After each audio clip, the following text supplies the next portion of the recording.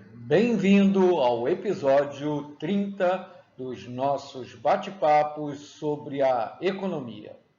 Como você já sabe, aqui você vê a economia sem enrolação, de maneira simples e com vários exemplos práticos. Esse é o quarto episódio sobre desemprego. Na capa desse episódio, uma foto das sempre comuns manifestações de sindicalistas profissionais exigindo mais intervenção do governo no mercado de trabalho para reajustes salariais acima da inflação e outras benesses, sem se preocupar se isso vai gerar um aumento do desemprego. Então, nesse episódio vamos abordar se é verdade a argumentação que quando o governo intervém na economia, fazendo uma expansão monetária, aumentando o crédito e aumentando a inflação, isso irá reduzir o desemprego.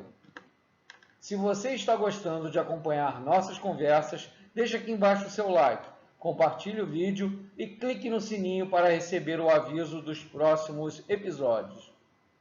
Meu nome é Luiz Azevedo e espero que você goste desse episódio. Nesse episódio, vamos abordar a possível relação entre o desemprego e a inflação.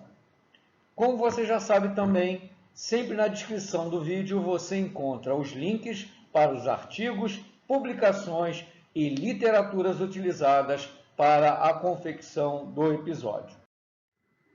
Esse debate começou mais intensamente quando o economista neozelandês Alban Phillips, em 1958, publicou um artigo no jornal britânico Econômica sobre um estudo empírico realizado com o título A Relação entre o Desemprego e a Taxa de Variação dos Salários no Reino Unido de 1861 a 1957.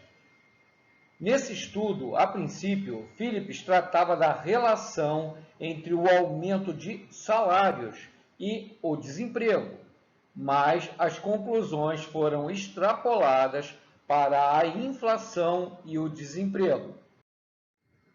Continuando a história, embora o estudo de Phillips se baseasse em dados do Reino Unido, 2 anos depois da sua publicação, em 1960, os economistas Paul Samuelson e Robert Slow publicaram um artigo na American Economic Review, intitulado Análise da Política Anti-Inflacionária, no qual mostravam uma correlação negativa semelhante entre dados de inflação e desemprego nos Estados Unidos, e denominaram o resultado de curva de Phillips, em homenagem ao economista neozelandês. A curva de Phillips se tornou, de certa maneira, o esteio da política monetária no mundo durante 2 décadas, pois esse trabalho de Samuelson e Slow apresentava a curva como se ela fosse um cardápio de escolhas politicamente exploráveis. Ou você tem inflação de preços alta e baixo desemprego, ou você tem inflação de preços baixa e alto desemprego. Ou você fica com uma escolha no meio entre as duas, entre esses dois extremos.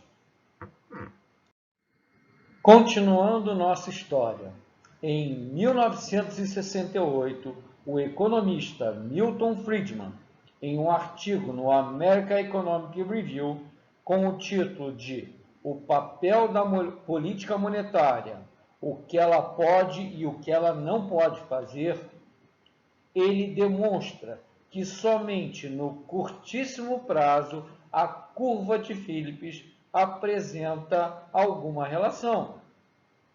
No mesmo ano, outro importante economista, Edmund Phelps, também publicou outro artigo negando a existência no longo prazo de um trade-off isto é, de uma condição de escolha entre inflação e desemprego.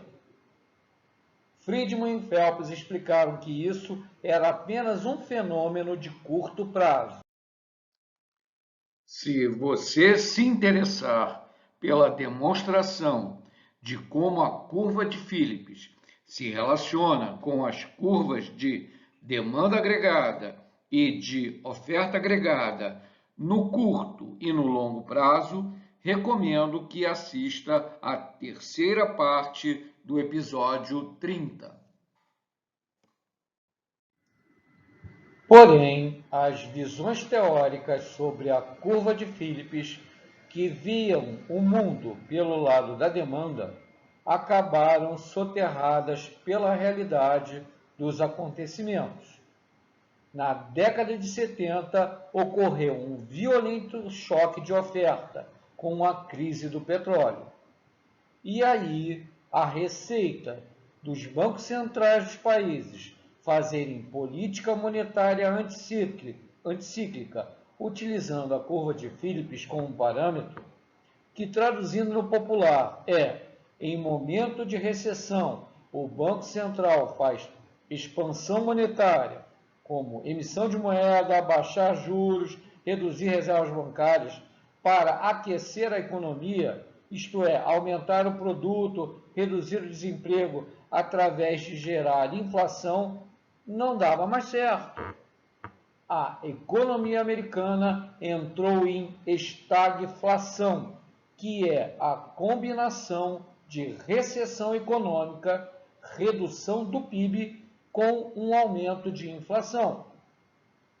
Como podemos observar no gráfico do slide, fica claro entre 1970 e 1980, a economia americana apresenta a curva verde de taxa de desemprego crescendo ao mesmo tempo que a curva rosa, taxa de inflação, também está crescendo. Então, cresce desemprego e cresce inflação ao mesmo tempo. Portanto, na contramão do postulado da curva de Phillips, que dizia que o desemprego cai quando a inflação aumenta. Nesse mesmo gráfico, podemos também notar que no período entre os anos de 1995 e 2000, as curvas de desemprego e de inflação descem juntas. Baixa a inflação e baixa o desemprego, e novamente negando a curva de Phillips. Agora, vamos observar no gráfico do slide as taxas de inflação e de desemprego anuais entre 1995 e 2018 na economia brasileira. Podemos ver que de 2002 a 2009, tanto a curva azul de taxa de desemprego quanto a curva vermelha de taxa de inflação são decrescentes. Depois, vemos de 2013 a 2015 a inflação e o desemprego crescendo juntos. As duas situações negam o postulado de Phillips. Então, aqui no Brasil, onde o governo Dilma dobrou a aposta numa política louca, ela causou o colapso econômico do país e o país mergulhou na estagflação. A recessão econômica, com a redução de 10% do PIB em 3 anos, com um alto desemprego na ordem de 13% e uma inflação de 2 dígitos da ordem de 11%. Será que inflação estimula a geração de emprego? Vamos fazer um raciocínio básico e lógico. Vamos pensar como um empreendedor, aquele que vai investir o dinheiro dele e assumir riscos para desenvolver negócios. Planejar para o longo prazo, tendo em mente uma inflação futura de 3% ao ano, é totalmente diferente de planejar tendo em mente uma inflação futura de 10% ao ano. Os tipos de investimentos que são lucrativos em cada um desses cenários são totalmente distintos. Se você prevê uma inflação continuamente alta no futuro, então você irá se concentrar em projetos de curto prazo, projetos que visam ao futuro mais imediato. Você não irá fabricar máquinas e equipamentos, não irá ampliar suas instalações industriais. Você irá se dedicar a fabricar coisas simples, tipo doces, que dão retorno mais imediato. Com a inflação alta, fazer investimentos de longo prazo torna-se extremamente arriscado. No mais, nesse cenário, a maior preocupação de investidores e empreendedores passa a ser a de se proteger da perda do poder de compra da moeda. Torna-se mais sensato dedicar mais tempo especulando no mercado financeiro e comprando títulos do governo indexados pela inflação. Consequentemente, os investimentos caem e, com os investimentos em queda, o desemprego sobe. Resumindo, de modo racional, a inflação causa desarranjos na economia, pois a inflação reduz a previsibilidade da economia. A inflação aumenta o nível de incerteza e a inflação causa a redução dos investimentos. Na segunda parte do episódio 30, vamos conversar se a relação entre o desemprego e a inflação é de causa econômica ou política. Meu nome é Luiz Azevedo e muito obrigado pela sua audiência.